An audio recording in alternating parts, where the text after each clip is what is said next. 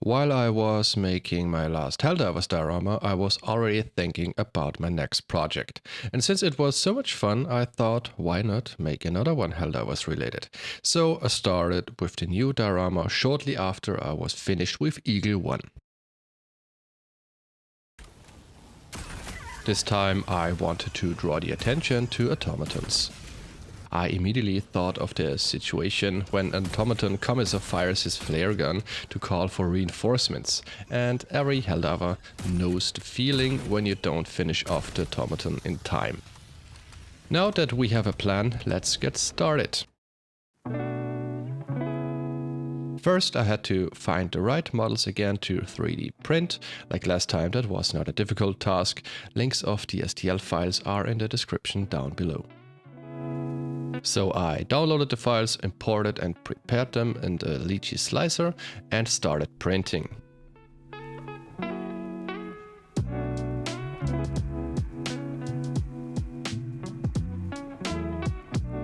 Meanwhile, I headed to my trusted local store of artistic goods and got me pretty much the same wooden base that I also used for Eagle 1, but with smaller dimensions.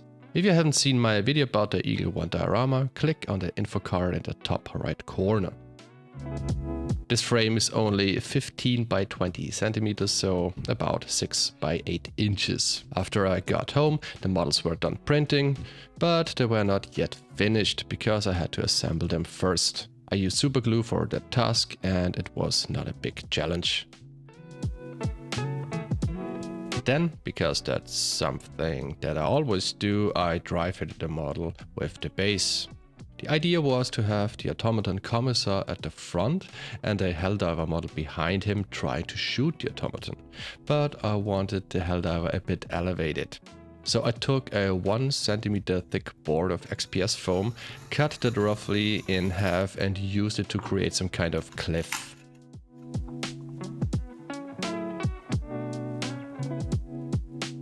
I glued everything together with wood glue. After the glue was dry, I took my hobby knife and cut the edges of the XPS foam into shape to make it look more like a rock or a cliff. That's why I love XPS foam for crafting. You can cut and shape it however you want. The base was roughly shaped, so next part was painting the models. For the base coat I used black and applied it with an airbrush.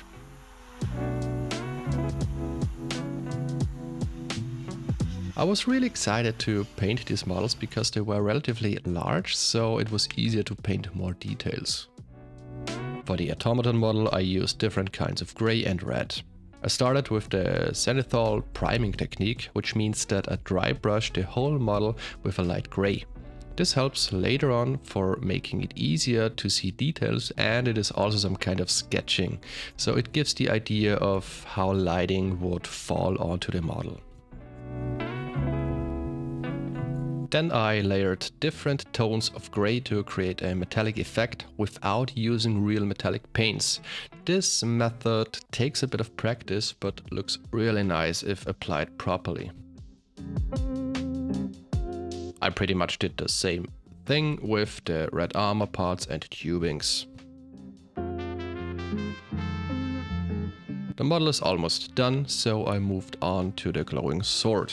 For the base coat I mixed a dark grey and leather brown, and for the glowing effect I used yellow, orange and red colors. The process for such glowing effects is simple but time consuming. The first layer is just red. Here it is important to apply thin layers to create a seamless transition between each color. From there I keep mixing in different paints, so I added orange, applied that layer, moved on to pure orange, added a bit of yellow and so on. To fully sell the effect, I also painted a small reflection of the glow on the metal parts on top of the blade. Then I finished the glowing eyes with a glowing red and the Commissar is done. For the Helldiver I wanted to use different colors instead of the basic black and yellow color scheme. So for the pants and the jacket I used a brown tone. Broad colors are always a joy to paint for me. For some reason I just love these color tones. The armor parts and the cape were painted green with a darker base coat and lighter greens for the highlights. And here are both models finished. Now it was time for assembling the circuit under the base, but I won't go into much detail for this part because I pretty much removed all of it later on in the video.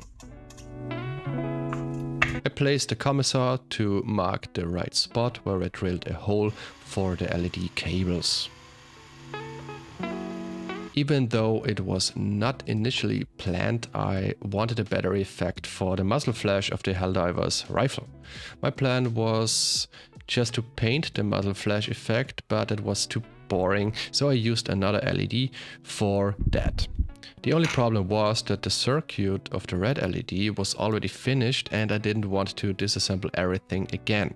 So I added a second power supply plus button only for the muzzle flash. And I had a great idea how to hide the button later. Like you can see here, I put some cork pieces on the ground to create some rocks. And I was even able to hide the button under these cork rocks. Here I used cotton wool to make a smoke trail for the red flare, to hide the brass rod and the wires. For a better effect I airbrushed red paint on some parts of the smoke trail, and honestly I was not happy with that result. The smoke trail looked cool, but for some reason it didn't really fit that well. That's pretty much the reason why I will make big changes later on. To hide the yellow LED on the rifle I applied yellow glowing gel by Green Stuff World, and that looked pretty nice. Now I could create the texture for the base. This is Desert Sand Terrain Paint by AK Interactive. These texture paints have been great for all my projects so far and I've been using them for a long time now. I highly recommend these terrain paints for bigger projects and large pieces of terrain. For the color scheme of the terrain I wanted to make it look like a moon surface. So basically just a mixture of black, grey and white. Base coated everything with a black primer paint and dry brush different shades of grey afterwards.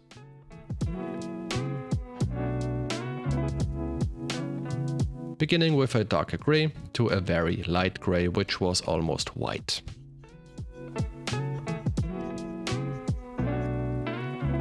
The last thing to do was to paint the edge with a red color for the final touch. Now we are done. Here you can see how I activate the muzzle flash of the Helldiver by pushing the button that is hidden under the rock. Pretty neat, right? Except the flare part. Like I already mentioned, I just didn't like the smoke trail of the red light, so I started thinking how I could improve that. The only satisfying solution for me was to change the whole smoke trail assembly, and that's what I did. I ordered some red LED filaments and almost 2 weeks later, after the filaments arrived, I started with the changes. For that I had to change the power supply to a 9-volt battery and the resistor as well. I removed the cotton and sent the old LED flying. I attached a new LED and soldered the negative pin to the brass rod, which served as a conductor for the new assembly.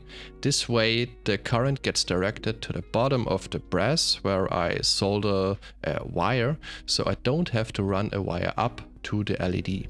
For the positive connection, I didn't have to run a wire up to the LED either, because I added the LED filament where the current runs through to the red LED, since this assembly is connected in series. After everything was connected, I hit the connections with a fluoro splash gel, and now I was completely finished. Finally.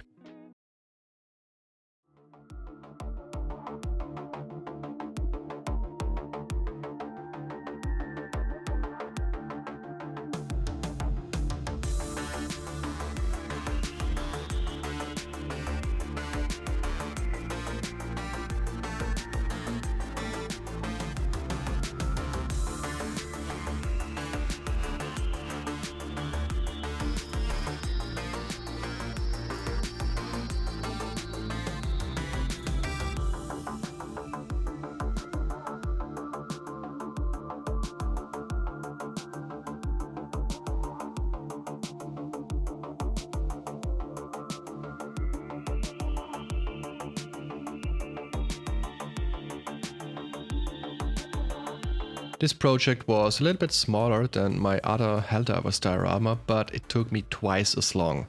To be honest, this diorama was pretty annoying at some times because a lot of things went wrong. Parts of the miniature models broke, so I had to glue them together again. The smoke trail didn't look good, etc. I was about to give up and just wanted to move on to a new project, but no. I wanted to finish that, and now I'm pretty happy that I did. This is how it turns out sometimes. Some projects are fun as hell and there are just other projects that become frustrating. I already have new ideas in mind for my next projects, but for now I'm finished with Helldiver's dioramas. If you have any suggestions or ideas for my next projects, feel free to leave them in the comments down below. If you like this project and want to see more, give me a thumbs up and consider to subscribe. Alright, thanks for watching. Have a good one. Cheers.